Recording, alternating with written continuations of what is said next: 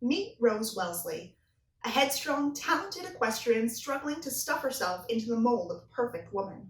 Lord Warren Hartfell wants to strip away that mold.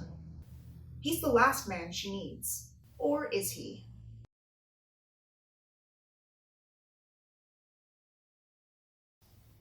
It seems like so long ago that I was considering not writing this book. You see, it seemed contrived to me that at the beginning of every romance series you had a mile-long list of unmarried men and women. Realistically, wouldn't some of them be married? So when I wrote Francine's book, which is now book 2 of the Ladies of Passion series, I gave her a married friend. That friend was Rose.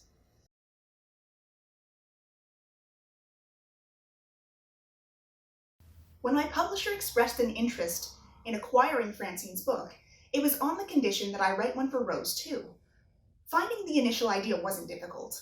Throughout the early versions of Francine's book, the characters aired their memories of Rose's courtship, mostly through well-meaning but entirely inaccurate advice. So I had all of the seeds there, I just had to connect the dots.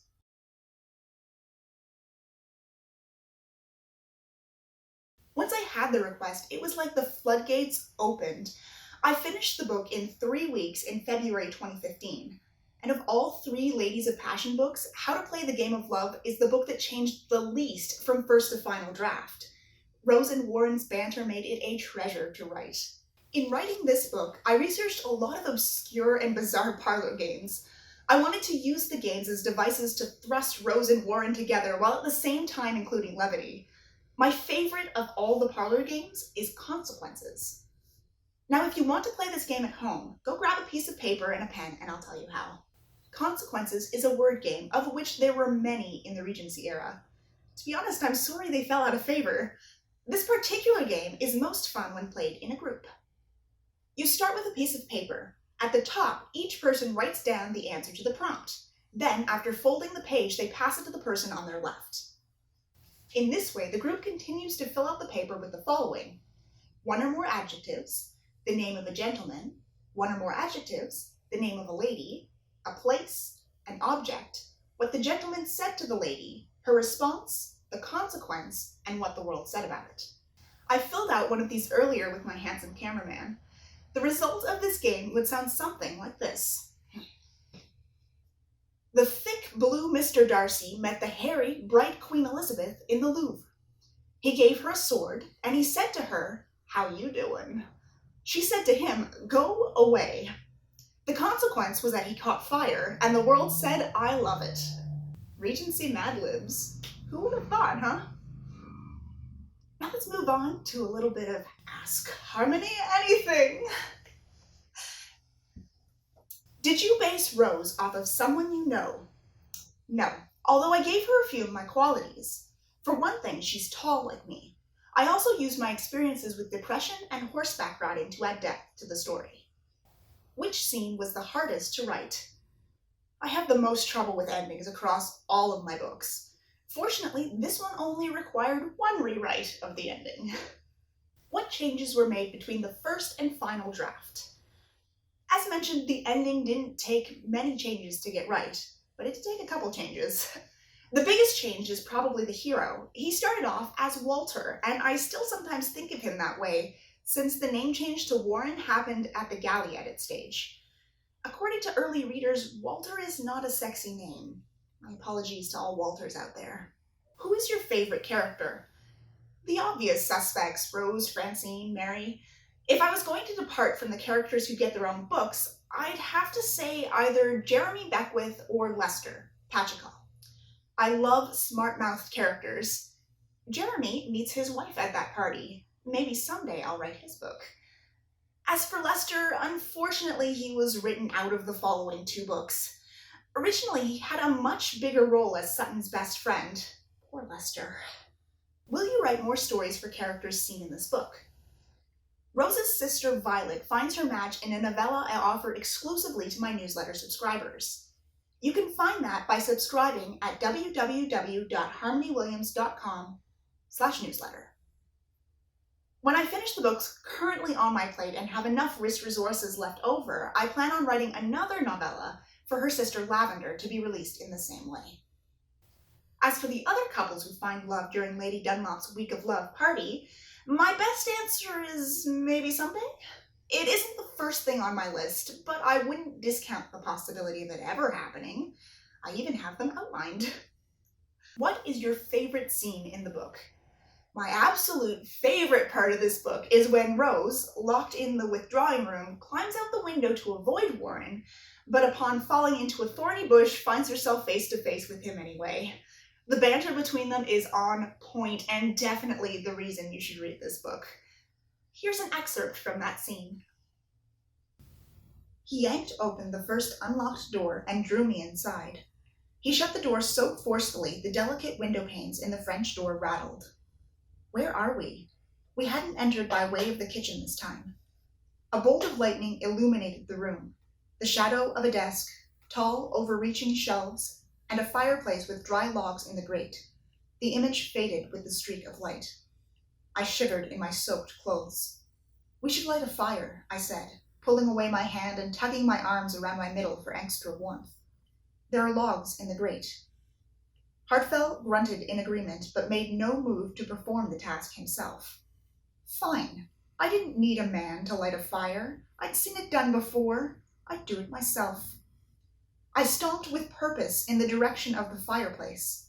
A sharp corner stabbed me in the thigh. I hissed in pain and doubled over, rubbing the tender spot. Miss Wellesley? If I didn't know better, I would have sworn Hartfell sounded concerned. I'm fine, I said between gritted teeth. I tested my weight on the leg. No harm done, but good Lord did it throb. I walked into the desk. It's nothing. This time, I groped along the length of wood. It was cool and glossy to the touch. As I reached the end, a blaze of lightning granted enough illumination to gauge the distance to the mantel and discern no other obstacles to cause me injury. The bolt, followed by a deafening peal of thunder, left a purplish imprint of the room on my eyes. I stumbled forward, blind, and released a breath when my questing fingers brushed against the mantel. I dropped to my knees, searching for the tinderbox. Just as I grasped the squat cylinder, Hartfell barked. You're making a mess of it, woman. Let me do it. I hadn't even opened the tinderbox yet. I did so and fumbled for the striker and flint nodule. While I pulled the damper off the tinder, Hartfell grunted in pain. Ha! I wasn't the only person to bumble into the desk. I smiled. I hoped he'd hurt something a good deal more tender than his massive thigh. Don't think of his flesh, or the bruise sure to form there. I poised to strike the flint and steel together. The first pass yielded only one small, pathetic spark that winked out before a full second passed. Give that to me. I'll do it. I hunched my shoulders over the tinderbox, shielding it. No, I don't need your help, stubborn woman. I pressed my lips together. Unlike Mary, I didn't succumb to tongue lashings regaling everything a woman was capable of, including lighting tinder. But for once, I wanted to deliver a lecture to send him reeling. I pictured his smug expression in my mind as I struck the flint again. 2 passes later, a flare of sparks ignited the dry cloth in the tinderbox. Hartfell snatched it out of my hand. Give me that. He lit a candle, snuffed the tinder with the damper, and used the candle to light a log. I leaned back against the corner of the gargantuan desk with a smug smile. Let him think he lit the fire. My hard work had yielded the flame, not his. The log caught fire reluctantly. After a few moments of dangling the flame along the bark, small licks of flame sprang into being. Thin tendrils of smoke curled off the bark, a bitter but soothing scent. The fire crackled as it devoured the wood, growing stronger. As I shifted away from the growing pool of water seeping from my dress, a shiver crawled along my exposed arms. The fire grew sluggishly, emitting more light than warmth. Finished, Hartfell placed the candle on the mantel, still lit, and turned to me. He stretched out his hand. The tan leather of his glove glistened with moisture. He rolled his eyes. Accept my help, will you? I mean nothing by it. I held his gaze a moment more. With his eyes glinting from the fire, I couldn't decipher his intentions.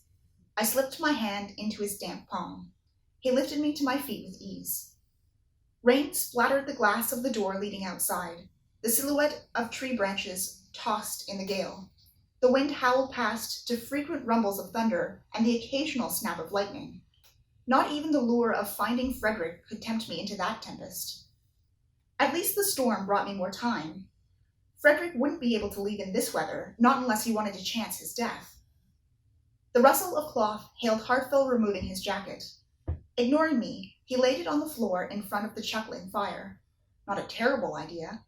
After unknotting and unwinding the cravat from his throat, he discarded it onto the gleaming desk. Then he went to work on his shirt. I turned my back. What in damnation are you doing? My clothes are soaked. Yours too. Even if you'd like to catch a chill, I'd rather avoid it. He sounded amused, not at all contrite or ashamed, and he'd called me shameless.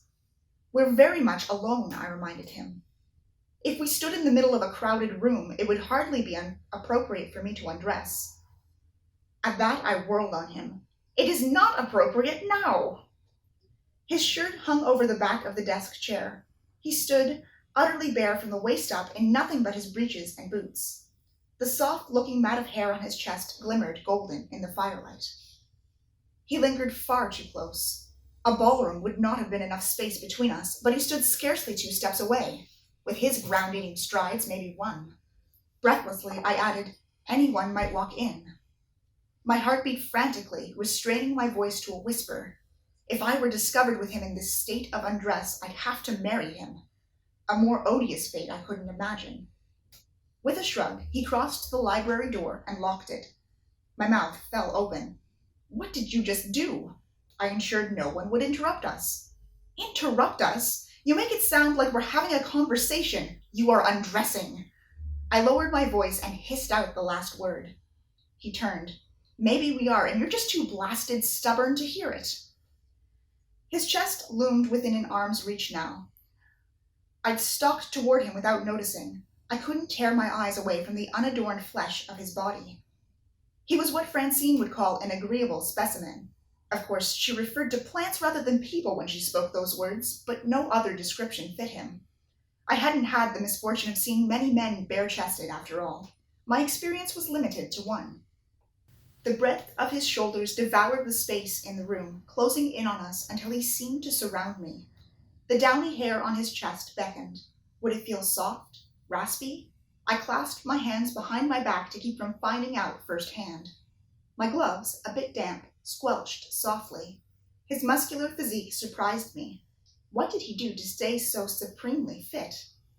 Do you like what you see? He asked in so low a rumble I nearly mistook his voice for the thunder outdoors. I raised my gaze.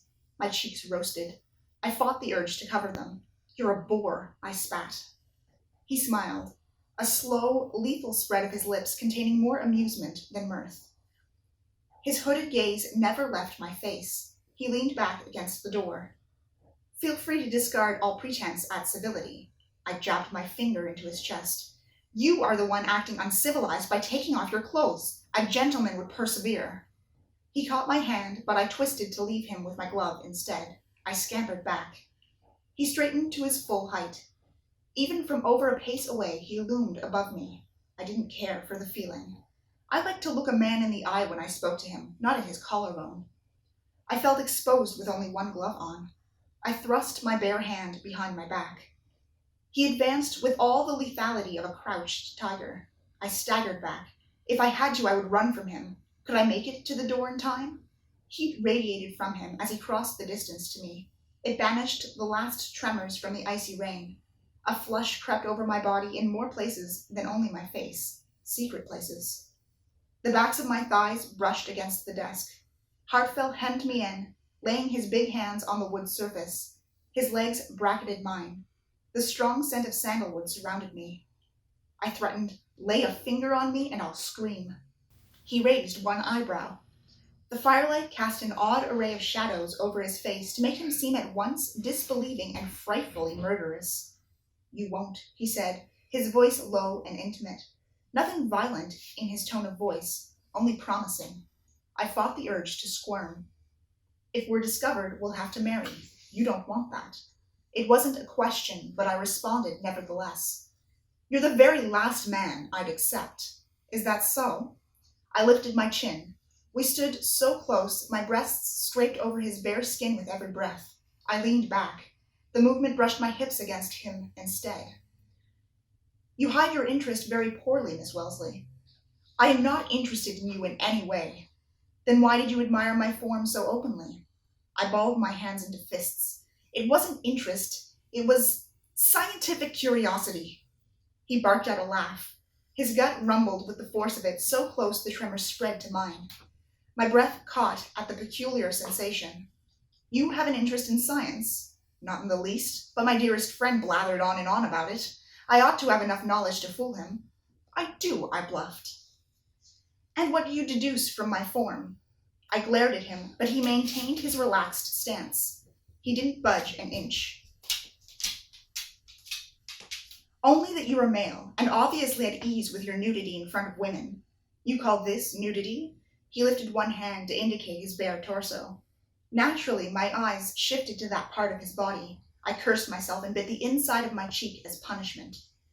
The bite of pain quelled a sudden wave of giddiness. Then he leaned closer. I haven't even removed my breeches yet. Yet? Heaven help me. I would perish from mortification if he did so. In a strained voice, I said, "And I thank you for your restraint, sir." He laughed, another belly-rumbling, quiver-inducing sound. His eyes narrowed with intent. You've kissed men before. The lilt in his voice made it as much a question as an accusation. I lifted my chin in challenge. Dozens, I lied. The truth was a smaller number, a handful of stolen kisses, no more.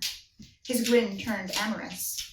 Then one more kiss won't tarnish your reputation any more than you already have.